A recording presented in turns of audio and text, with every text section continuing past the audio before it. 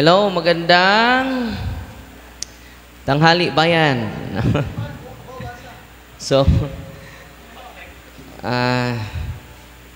kumakain na ba kayo? Pasensya na kayo, nagpahinga ako dahil na-knock-out. Yung ine-exercise ko kanina, na isang madre, natamaan ako dito sa kanyang nung sakit.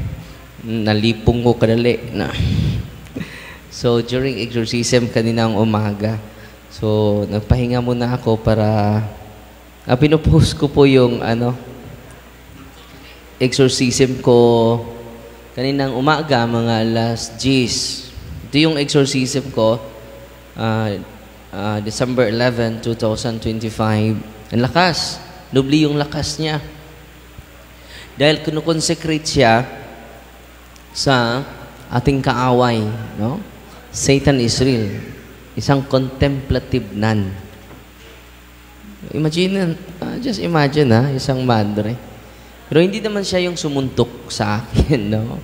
Yung mga demonyo dito talaga sa panga, no? So, so patuloy lang, nagpahinga lang ako ng kaunti. Dahil may misa na ako. Pangatlong misa ko na ito kanina kung nagsasama kong Father Salon. Sabi ko na hinga lang ako kaunti.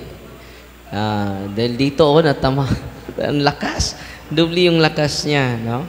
So, a contemplative nun harassed by Satan himself. So, 1 hour and a half yung prayer namin kanina. More than 1 hour and a half dahil may legal hold yung si Satanas sa kanya, no? So ito yung pangyayari sa exorcism kanina. Narinig nyo yung sigaw kanina umaga? Siya yon, no? During exorcism session, we encountered a nun whose past has been marked by a grave spiritual bandage. So kanina po ito, grave spiritual bandage. Her elders, her ancestors, long before she understood the consequences, had consecrated her to spirits, opening a doorway the enemy later used to claim her life with a strong legal hold. No? So ito po ay, just imagine anong intensyon ng demonyo dahil kinukonsecrate yung mga, during exorcism po ito nalalaman lang namin na she is consecrated during solemn exorcism dahil magsasalita yung mga demonyo, amin siya, kinukonsecrate siya sa amin, bakit kunin yun na siya. During exorcism yan. No? Pero patuloy kami nag-exercise more than 1 hour and 30 minutes. No? So, after exorcism, kumakain kami at nagpahinga ko ng kaunting minuto dahil meron pa kaming 7 exercise ngayon. Isa pa yung na-exercise ko ngayon. Ganang umaga. May 7 pa. No? At pupunta si Father Martin ngayon for confession. And then, nandito na din si Father, Si Father Sherwin yan? Jerwin? Brother Jerwin, nandito na din. Hindi. Sino yan? Hindi pala si... Nandito na si Father Jerwin. Si Father Martin, no? For confession po.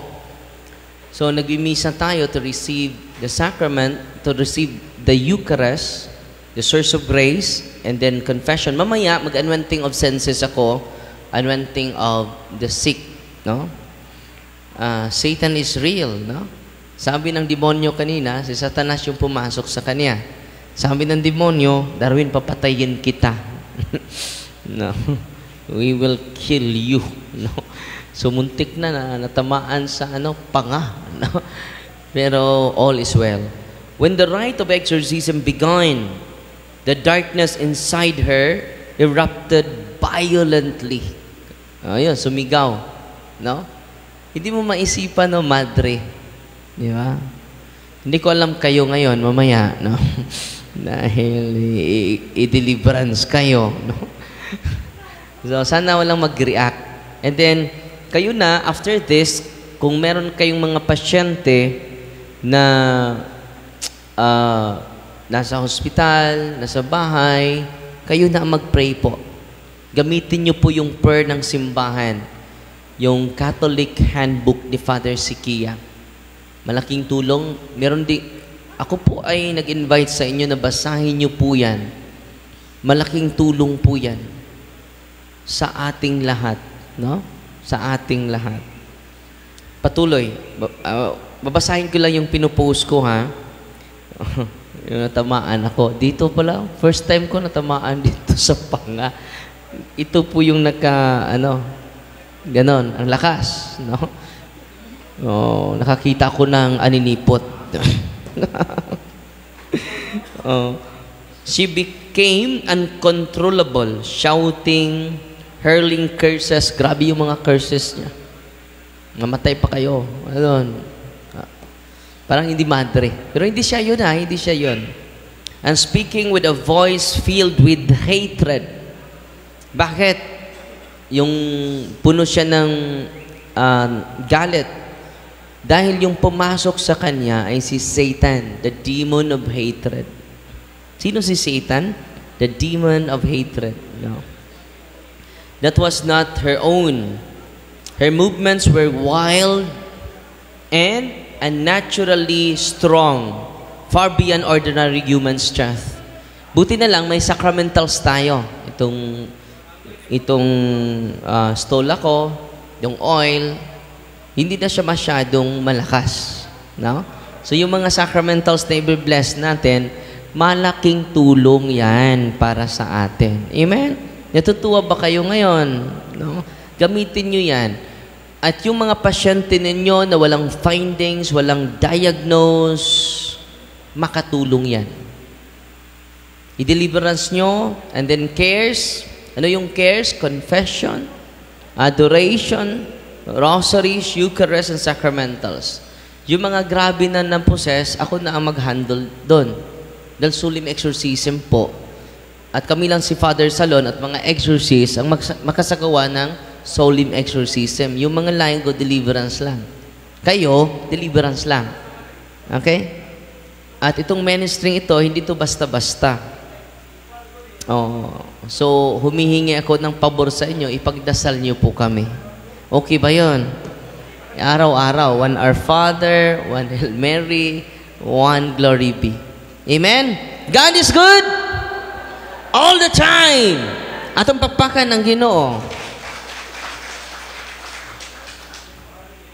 Patuloy kong basahin, ha. At one moment, with what felt like double power, she struck my jaw with such force that I briefly felt disoriented. But despite the pain and the danger, we continued the session. So natapos kami 11:45. Nagsimula kami mga 10:15. No? So matagal, no? At sana po mag-ingat kayo sa mga bagay ninyo, dahil nanakawan tayo ngayon lang. Napasok yung natin sa likod natin ng mga kawatan. No? Ngayon lang, ngayong umaga. Yung kasamahan natin, na-open yung kanyang pintuan. So, nakunan siya ng 2,000. No? So, mag-ingat kayo, ha. Hindi lang ang banal na espiritu kasama natin, mga espiritu tunto din. Nandito, no? May bisita tayo, no?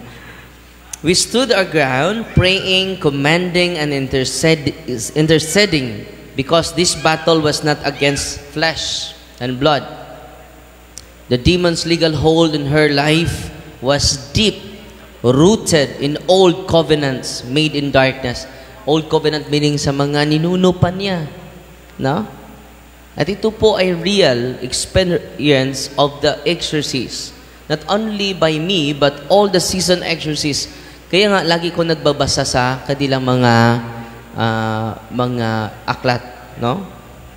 But we remained with her, trusting that Christ's authority would break every chain the enemy had bound her with. So, patuloy pa nating sinasamahan siya hanggang sa ngayon. No? tumatawa naman siya after exorcism. Masaya na yung kanyang mukha. Pero yung demonyo ay galit na galit sa team. Galit na galit sa ministering ito. Gusto niyang wasakin itong ministering ito. Bakit?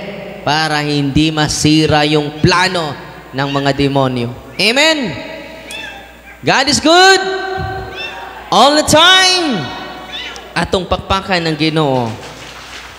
So bukas, pagpatuloy ako sa mga hindi na makabalik bukas, so live naman tayo, magpatuloy ako sa catechism natin sa wounds of ignorance. The wounds of ignorance. Yan po, i-highlight natin yung mga bullets para, mga points sa wounds of ignorance para makikita natin at malalaman natin yung sarili natin.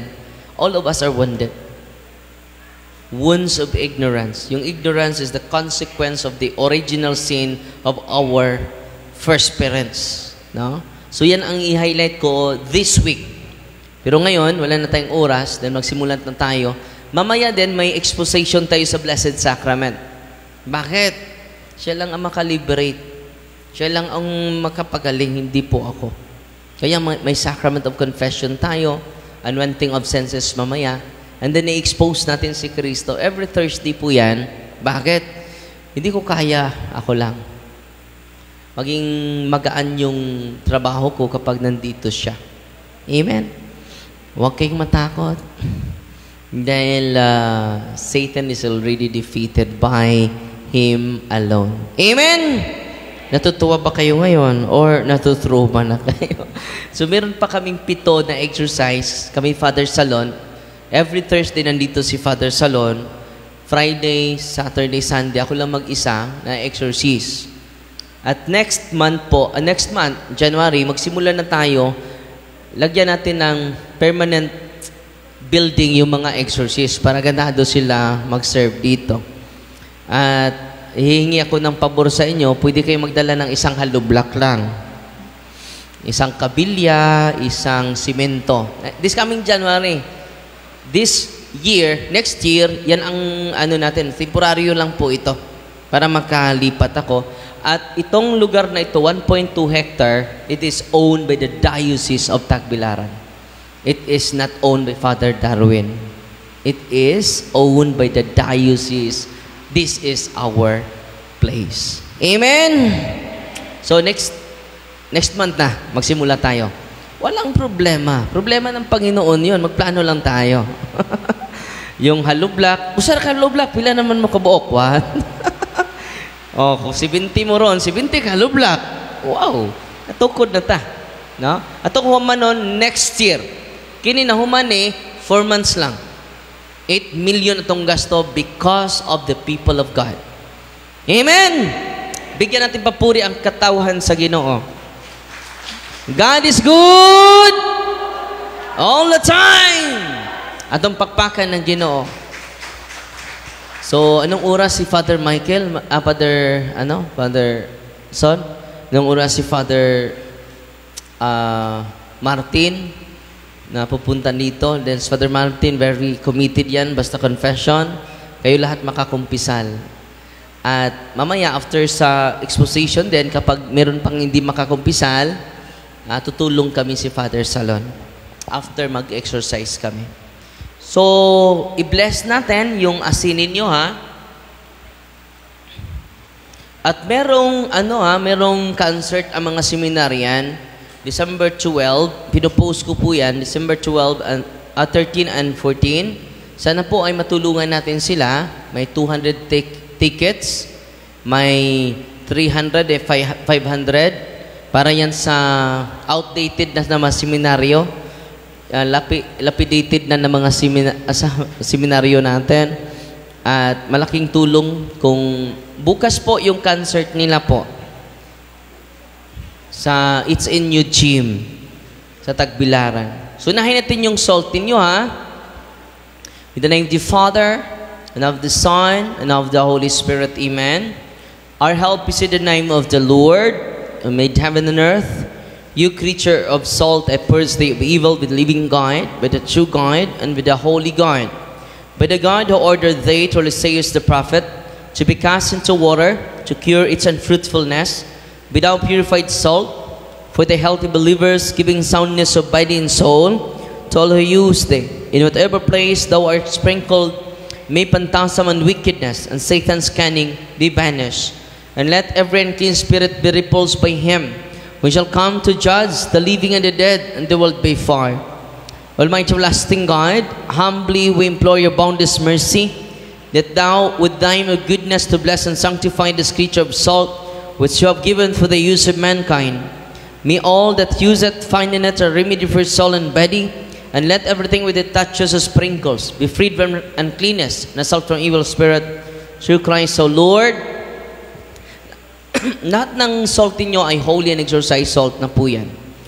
Sunod na itong i-bless ang inyong tubig. Paki-open yung takip.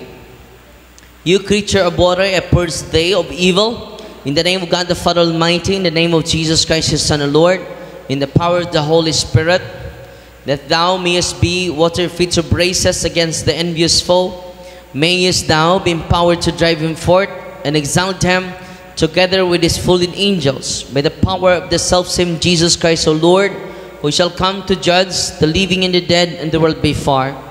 O God, offer man's salvation with those dispense wondrous mysteries, with the efficacious sign of water, hearken your prayer, pouring forth your benediction upon this element, which we consecrated manifold purifications.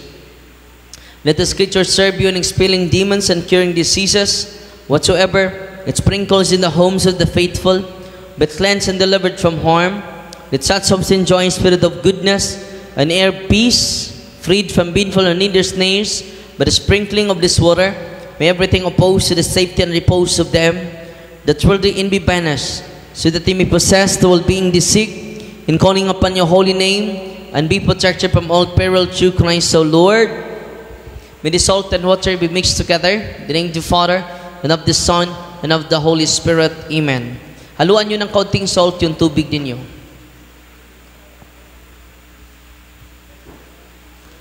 Author of invincible strength and King of conquerable empire, ever the glorious triumphant one who restrained the force of the adversary, who overcome the forces of the differing enemy, who mightily put down hostile influences, prostrate and fearsome we beseech the Lord, consider kindly this creature of salt and water, make it honored and sanctify it with the Jewish witness, wherever it is sprinkled in your name. May devilish infection cease, venomous terror be driven afar, but let the presence of the Holy Spirit be with us as we implore your mercy through your Son, Jesus Christ, who lives and reigns with you in the unity of the Holy Spirit, one God, forever and ever. Tanan ninyong tubig, holy and exorcised water. And then, lagay nyo po yan, i-share ninyo sa mga anak ninyo sa kwarto nila, i-sprinkle before matulog. Okay? At kung iinom kayo, yung salt, ihalo nyo sa tubig ninyo. Alit na tubig yung dispenser ninyo, lagyan nyo ng kaunting salt. Sunod nating i-bless ang inyong olive oil. Our help is in the name of the Lord, who made heaven and earth. God's creature oil. I cast out the demon from you by God the Father Almighty, who made heaven and earth and sea and all that they contain. Let their service power, the devil's legions, and all Satan attacks and machinations be dispelled, driven afar from this creature oil. Let it bring health in body and mind to all who use it. In the name of God the Father Almighty, in the name of Jesus Christ the Son of the Lord, the power of the Holy Spirit, the Advocate, as well as the love of the same Jesus Christ the Lord, who is coming to judge both the living and the dead, and the world by far. Lord God Almighty, before whom the hosts of angels stand in awe, and also the service of acknowledgement please you to guard favorably, and to bless and hallow this creature oil, which by power has been pressed from the juice of olives. You have ordained it to think the sick, so that with the made well they may give thanks to you, the living and true God. And grant to pray that those who use this oil, which we're blessing in your name, may be delivered from all suffering, all infirmity, all wiles of the enemy. Let it be a means of averting any kind of man made in your image and redeemed by precious blood of your Son, so that he may never again suffer the sting of his serpent through Christ, O Lord. Ang inyong olive oil, holy and exorcised oil, Because of the ritual of the church. Bago kayo matulog, ikuros dyan sa mga senses ninyo, sa inyong mga anak. Yung madre kanina, ninagyan natin ng holy and exorcise oil, sumigaw sa sakit. Ganun din yung nangyari sa mga demonyo kapag i-cross natin yung mga senses natin. At alam nyo, maraming sakit, basta hindi natural na sakit, yung preternatural na origin, maraming mga testimonya, bumalik dito, at sinishare po nila yan sa iba. It is the ritual and the sacramentals of the church. Sunod nating i-bless ang incense ninyo, candles, rosaries, medals, cross, crucifix, sacred images of God, sacred images of the angels, sacred images of the saints, scapulars, relics, bell, handbook. Bawat pamilya dapat may handbook. At kung wala kayong budget, picturean nyo lang. Punta kayo dun sa religious items, picturean nyo lang para magamit ninyo sa pag-uwi ninyo, ha? At sana po mag-deliverance kayo, huwag kayong matakot, ha? Dahil kapag matatakot tayo, ang demonyo mag-increase yung kapangyarihan nila sa'yo. Pero kapag mag-increase yung faith niyo sa Panginoon, mal-lessen yung influence nila sa'yo. Okay?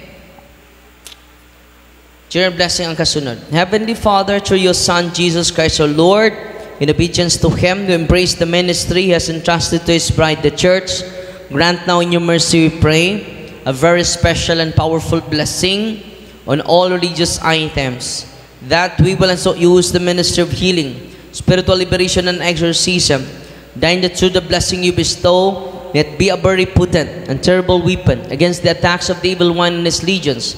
May these religious items mightily restrain the devil and his demons and all unclean spirits, rendering them powerless, unable to harm the practice of peace and people to whomever. These are used in the exercise of the ministry, wherever it is kept. May unclean and diabolic spirits flee in fear, never daring to harm or even approach. This we ask in the name of Jesus Christ, our Lord. Amen. So may nag-react na isa, no? Open na open yung third eye niya, no? So, just imagine na, mag-bless lang ako, may mag-react. Ganon. No, Satan is real. Amen? Huwag kayong matakot. No? Kaya nga sumigaw yan. Bakit? Takot yung mga demonyo. Amen? Natatakot ba kayo? Liwat mo's demonyo. No? Okay, mag-alala, nasuntok na si Father Darwin kanina. So, kaya nga, meron kaming mga kumot doon. Para kapag wild na wild, yung kumot namin ang aming gapos. Itali. Para hindi naman siya hindi siya mabunog. No. So, Satan is real. Amen?